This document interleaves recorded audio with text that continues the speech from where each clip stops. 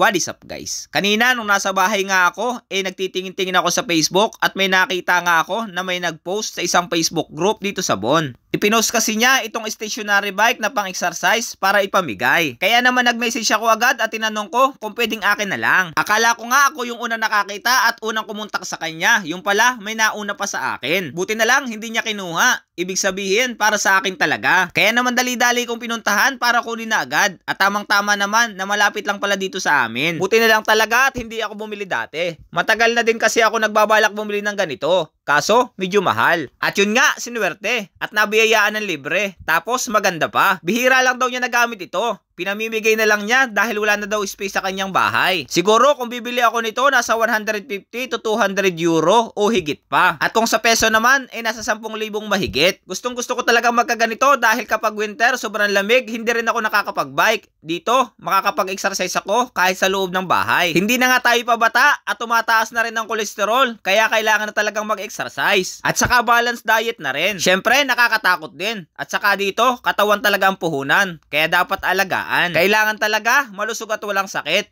para hindi na rin maapektuhan ng trabaho. At habang binubuo ko nga, babatiin ko muna itong dalawa kong kaklase na panay ang painggit sa akin habang nagiinuman sila. Shoutout sa inyo dyan sa Lucena, Alvin at Winchell.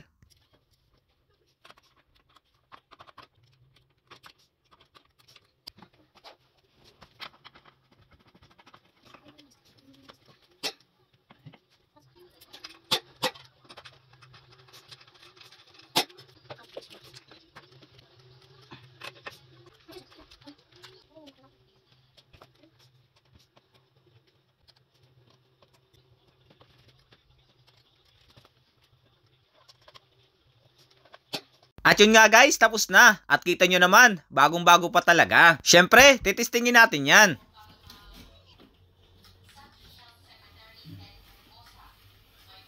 O diba? Anong tingin nyo? Ayos na ayos guys.